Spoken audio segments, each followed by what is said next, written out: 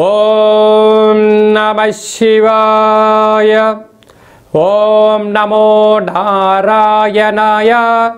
నరదృష్టి నివారణ కాళభైరవాయ నమో నమః. ఓం కాళకాలాయ విద్మహే కాళాతీతాయ ధీమహి తన్నో నరదృష్టి నివారణ కాళభైరవ ప్రచోదయాత్. హరి ఓం. మా ఛానల్కి స్వాగతం. చూస్తున్న వీక్షకులకు ప్రేక్షకులకు ప్రియ కాళభైరవ భగవద్బంధులకి స్వాగతం పలుకుతూ మమ్మల్ని ఎంతగానో ఆదరిస్తూ ఉండబడినటువంటి ప్రియ సోదర సోదరీమణులకు జ్యోతిష్య అభిమానులకు సనాతన ధర్మ సంరక్షకులు అందరికీ కూడా శ్రీ విశ్వావసునామ సంవత్సర చైత్రమాస శుద్ధ బహుళపక్ష ఆదివారం అమావాస్య సందర్భంగా అందరిపైనను ఆ కాళభైరుడి యొక్క కృప కటాక్ష వీక్షణ ఉండాలని కోరుకుందాం. ద్వాదశ రాశుల్లో గ్రహ గమనాన్ని ఒకసారి వీక్షింపచేద్దాం. మేషరాశిలో ఏడాది తర్వాత రవి సంచార స్థితి, వృషభ రాశిలో దేవగురు బృహస్పతి చివరార్ధ సంచార స్థితి, కర్కాటక రాశిలో కుచ భగవానుడు నీచ భంగ రాజయోగ సంచార స్థితి, కన్యరాశిలో కేతు సంచార స్థితి, మీనరాశిలో చతుర్గ్రహ సంచార స్థితి, బుధ భగవానుడు శుక్ర భగవానుడు శని భగవానుడు రాహు భగవానుడు సంయోగ సంచార స్థితితో ద్వాదశ రాశుల్లో గ్రహ గమనాలు ఈ విధంగా ఉన్నాయి. కన్యరాశి వారికి శనివారం శని త్రయోదశి సందర్భంగా, ఆదివారం అమావాస్య సందర్భంగా ఎలాంటి విధులు పాటించాలో ఈ వీడియోలో సవివరంగా సంపూర్ణంగా తెలుసుకుందాం. కన్యరాశిలో ఏ నక్షత్రాలు వస్తాయనగా ఉత్తరా నక్షత్రంలోని 2, 3, 4 పాదాలు, హస్తా నక్షత్రంలోని 4 పాదాలు, చిత్తా నక్షత్రంలోని 1, 2 పాదం కలిపితే కన్యరాశి. రాశిలోనే కేతు సంచార స్థితి చివరార్ధ సంచార స్థితి ఉన్నప్పుడు చిన్న చిన్న విషయాలకు ఆందోళన, ఆవేశము, అనారోగ్యము, 8 గ్రహాలతో బాధ ఒకేసారి కనపడుతూ ఉంటుంది. కనుక ఇలాంటి కాల సమయంలో తొందరపాటు నిర్ణయాలకు ఇది సరైన సమయం కాదు. సప్తమ స్థానంలో శని రాహుల కలయిక, బుధ శుక్ర సంచార స్థితి ఉండడం వలన శని త్రయోదశి పూజలో పాల్గొనడం, ఆదివారం అమావాస్య సందర్భంగా వీరు అంటే నూతనమైన వాహనాలు కొనుగోలు చేయాలి, కొత్త పనులు ప్రారంభించాలి, అనేక కార్యక్రమాలతో ముందుకు తీసుకెళ్ళాలి, భవిష్యత్తులో ఉన్నతమైన భవిష్యత్తుకు స్వాగతం పలకాలి అనుకుంటున్న వారందరూ కూడా ఈ విధులను పాటించాలి అని చెప్పి గుర్తుపెట్టుకోగలగాలి. ఈ ఉత్తరా నక్షత్ర జాతకులు ఎర్రటి కుంకుమను అలాగనే తెల్లటి ఆవాలను వేసి ఎర్రటి గుమ్మడికాయతో దిశ పలగొట్టుకోవడం వలన నరదృష్టి, వాస్తుదృష్టి, శత్రుదృష్టిపై విపరీతమైన జన ఆకర్షణ, ధన ఆకర్షణ కలుగుతుంది. హస్తా నక్షత్ర జాతకులు నవధాన్యాలు లేకపోతే బియ్యపిండి లేకపోతే సున్నాన్ని వేసి దిష్టి తీయించుకోవడం వలన అనారోగ్య సమస్యలు తొలగిపోతాయని చెప్పి గమనించాలి. అలానే చిత్తా నక్షత్ర జాతకులు 7 కలర్లు కలిగినటువంటి కుంకుమను వేసి దిష్టి తీయించుకోవడం వలన కుజదోష, సర్పదోష, నాగదోషాలు తొలగిపోతాయని చెప్పి కూడా గమనించాలి. అష్టమంలో ఏడాది తర్వాత రవి భగవానుడు సంచారం చేస్తుండడం వల్ల దూరావాయు జల ప్రయాణాలు పెట్టుకోవద్దు. మౌనం, ధ్యానం, ఏకాగ్రత యోగదాయకం. భార్యాభర్తల భాగ్యస్థానంలో గురువు సంచార స్థితి ఉండడం వలన వీలైనంత వరకు మౌనంగా ఉండండి.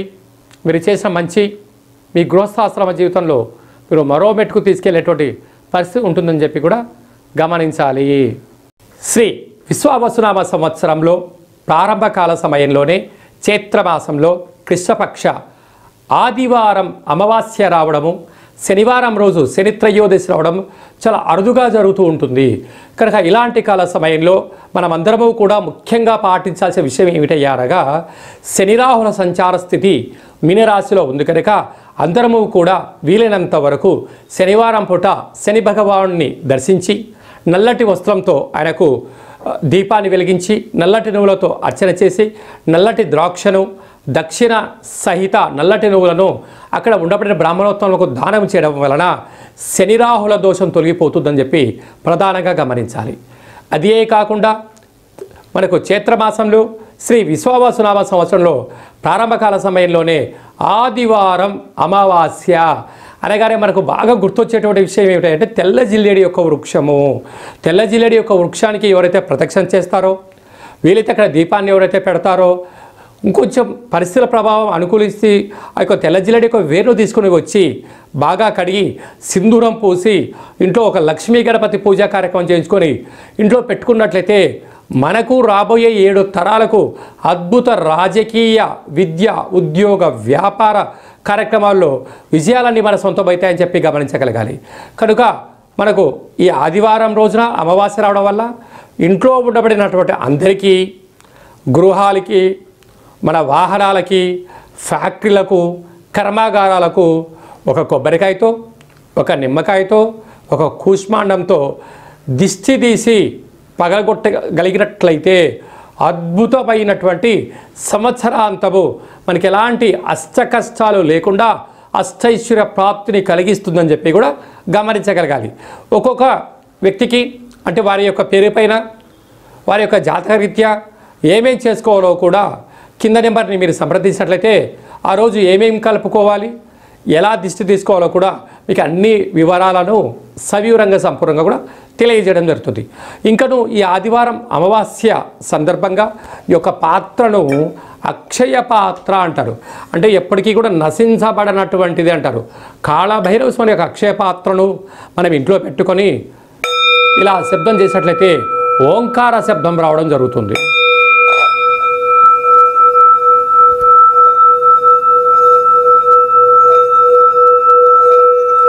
ఈ శబ్ద తరంగాల్ని సృష్టించడం వల్ల ఇంట్లో ఉండబడినటువంటి జ్యేష్ఠాదేవి బయటికి వెళ్ళిపోయి గ్రామంలో దేశంలో రాష్ట్రంలో సంచరిస్తూ ఉండబడినటువంటి మహాలక్ష్మి మాత గళ్ళు గళ్ళుమంటూ ఇంటికి రావడం జరుగుతుంటుంది. ఈ అక్షయ పాత్రతో పాటు ఒక కాలభైరవ పూజా కార్యక్రమాన్ని చేయించి 20 రకాల వస్తువులతో మీకు దిష్టి తీయించి పాత్ర అందజేయడం జరుగుతుంది. ఆసక్తి గలవారు ఈ కింది నెంబర్ని సంప్రదించవచ్చు. అలాగనే మీ వ్యక్తిగత జాతకం తెలుసుకోవాలనుకుంటున్నారా?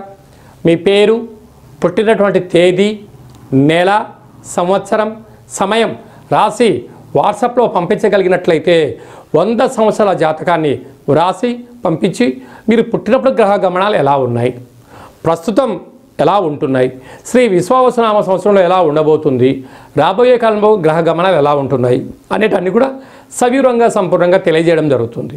చాలామందికి పుట్టినటువంటి వారికి డేటా బర్తులు లేనటువంటి కారణం వలన చాలామంది ఇబ్బంది పడుతూ ఉంటారు. మీ యొక్క పేర్లు యొక్క మొదటి అక్షరాన్ని అనుసరిస్తూ రాశిని తెలియజేస్తూ రాశి యొక్క ఆదాయ వ్యయాలు, రాశి యొక్క పరిస్థితులు అన్నీ కూడా తెలియజేయడం జరుగుతుంది. అలాగనే కాలభైరవ ఉపాసన చేత రమణ శాస్త్రం ద్వారా భూత భవిష్యత్ వర్తమానాన్ని తెలియజేయడం జరుగుతుంది.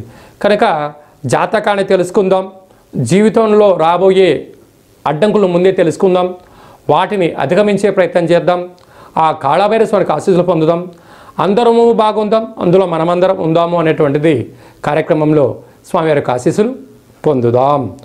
అందరికీ శుభం, జయం, లాభం జరగాలని కోరుకుంటూ ఆశీర్వచనం. ఓం శతమానం భవతి శతాయు పురుష సతేంద్రియ ఆయుష్యేవేంద్రియే ప్రతిష్టతి. శ్రీ విశ్వావసునామ సంవత్సర ప్రారబ్ధమాస చైత్రమాస భానువాసరే అమావాస్య తిథి పర్వకాల సమయే సర్వత్ర శుభం, జయం, లాభం, శాంతిరస్తు, వృద్ధిరస్తు, తుష్టిరస్తు, వృద్ధిరస్తు, అవిఘ్నమస్తు, ఆయుష్యమస్తు, ఆరోగ్యమస్తు, స్వస్తిం శివం కర్మాస్తు, కర్మ సమృద్ధిరస్తు, వేద సమృద్ధిరస్తు. సర్వే జనా సుఖినో భవంతు, లోకా సమస్తా సుఖినో భవంతు. సర్వం శ్రీ కాళభైరవ దేవతార్పణమస్తు. హరి ఓం.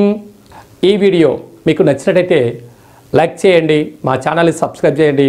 ఈ ఆధ్యాత్మికమైన భక్తి సమాచారాన్ని భగవద్బంధులకు, మిత్రులకు, స్నేహితులకు చేరవేయండి. హిందూ ధర్మాన్ని కాపాడండి.